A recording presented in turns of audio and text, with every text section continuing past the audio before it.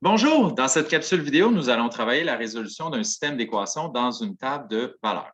Pour ce faire, je vous présente un premier exemple. Des travaux d'électricité doivent être effectués dans la maison de Janie. Elle contacte deux entreprises. Donc, évidemment, comme nous l'avons vu précédemment, chaque entreprise va être associée à une fonction affine et nous allons chercher la durée des travaux pour que les coûts soient identiques, peu importe l'entrepreneur choisi. SOS Électricité demande des frais initiaux de 100 $. Les frais initiaux sont la variable, ou plutôt le paramètre B, et 40 $ pour chaque heure de travail. Ici, nous avons notre taux de variation. Le deuxième entrepreneur, Groupe électrique Benoît, exige 80 $ de l'heure et des frais de déplacement de 20 $. 80 $ de l'heure va vous donner le taux de variation A et les frais de déplacement correspondent ici au paramètre B, la valeur initiale. On cherche la durée des travaux, donc pour quel X, quelle durée, quel nombre d'heures, est-ce que les coûts seront identiques, peu importe l'entrepreneur choisi. La technique table de valeurs nous demande de mettre ça dans une table de valeurs. Ici, vous remarquez que la table de valeurs est un petit peu différente des précédentes, parce que c'est ce que j'appelle une table de valeurs combinée, c'est-à-dire qu'on va utiliser seulement une ligne en X, ici la durée des travaux, et les Y, les coûts vont être superposés pour voir petit à petit, au lieu d'en faire deux, une à côté de l'autre. Commençons avec SOS Électricité. Nous avons un frais initial des frais initiaux de 100 $. Donc, à 0, nous sommes à 100 $. Ensuite, le taux de variation est de 40 $ pour chaque heure, ce qui fait en sorte que quand on augmente d'une heure, le montant d'argent augmente de 40 $. Donc, de 100 plus 40, on arrive à 140. Et j'augmente encore une fois de 40, j'augmente encore une fois de 40, ainsi de suite, jusqu'à ce qu'on atteigne l'extrémité droite du tableau. Vous pouvez vérifier votre dernier chiffre s'il est bon. 5 heures, 5 fois 40, parce que c'était 40 $ de l'heure, ça donne 200. 200 plus 100, on obtient bel et bien 300 $. Pour Groupe électrique Benoît, il y a des frais initiaux de 20 $ pour le déplacement. Donc, à 0, la valeur du B est à 20, je la place dans mon tableau. Et ensuite, le taux de variation est à 80. J'ajoute une heure, j'ajoute 80. J'ajoute une heure, j'ajoute 80, ainsi de suite. J'obtiens 340, j'obtiens 420. Par observation, on remarque que lorsque la durée de travaux est de 2 heures, le montant exigé par chaque entrepreneur est de 180 $ et on obtient notre réponse. Donc, 2 heures, 180 $. Donc, nous avons résolu le problème à l'aide de la méthode table de valeurs. On va le faire dans deux autres exemples pour se pratiquer un peu. Deuxième exemple, on a encore une fois un système d'équations. Y égale 2x plus 6. Nous en avons un deuxième à droite que je vais vous présenter ensuite. On va commencer par le placer dans notre table de valeurs. Y1, vous le voyez ici, Y1, on va le mettre dans la ligne des Y1.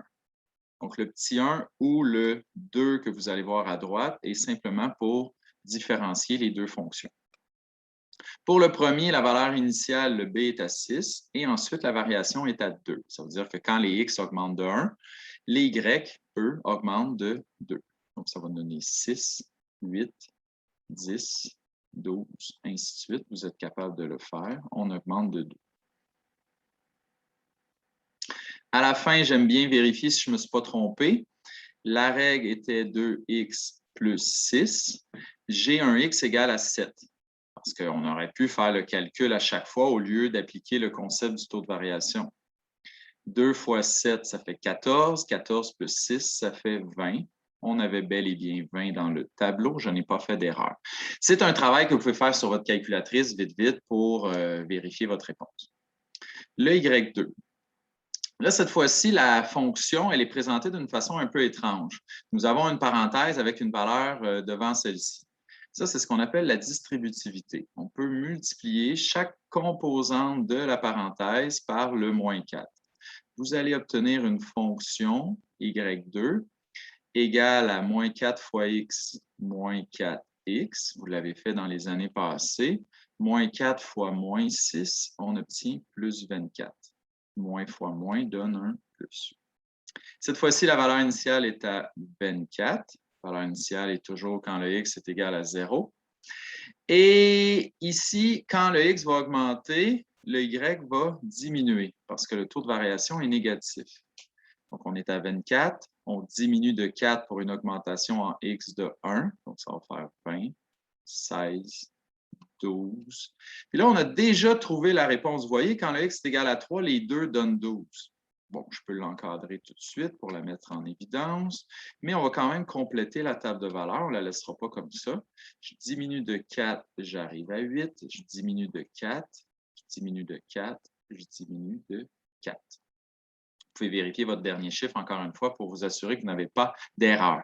Théoriquement, si vous remplacez le x par 3 dans la fonction 1 ou dans la fonction 2, vous allez obtenir 12 à chaque fois. Vous pouvez aussi faire ce petit test pour vous assurer que vous avez la bonne valeur. Donc, ici, notre réponse est 3,12. Vous pouvez l'écrire entre parenthèses parce qu'on sait que un couple est une association entre un x et un y. Donc, on voyait dans la table de valeurs que le x est à 3, le y est à 12. Ou encore, vous pourriez l'écrire x égale 3, y égale 12. Un ou l'autre, ça revient exactement au même. Je fais un dernier exemple, c'est le même concept. Même concept, juste pour en voir un petit peu plus, pour s'assurer qu'on a bien compris. Donc, le y1, je vais le mettre sur la ligne du haut, comme on a fait tantôt. La valeur initiale est à 5, on la voit ici, c'est mon B. Je vais vous l'écrire, ça c'est le B. Le A est toujours devant le X, hein, je vous le rappelle, le taux de variation est toujours devant le X. Ça veut dire qu'ici, quand les X augmentent de 1, les Y augmentent de 3. On peut faire des plus 3. Vérifiez si vous êtes bon en calcul mental, on augmente de 3, 17, 20, 23 et 26. Vérifiez votre dernier chiffre, vous assurez que vous n'avez pas fait d'erreur. 7 fois 3, 21. 21 plus 5, 26. Donc, tout va bien. On peut continuer.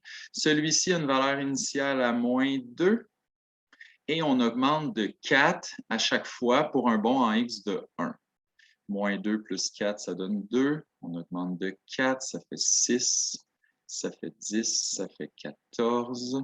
Ça fait 18, ça fait 22 et ça fait 26. La dernière case était notre case qu'on cherchait, qu'on appelle le couple solution. Cette fois-ci, on va dire 7,26. Personnellement, je préfère l'écrire en parenthèse, mais les deux réponses sont acceptées. Donc, je vous ai présenté sommairement la technique des tables de valeurs. Je vous invite à continuer le travail. Donc, merci pour votre écoute et bon travail.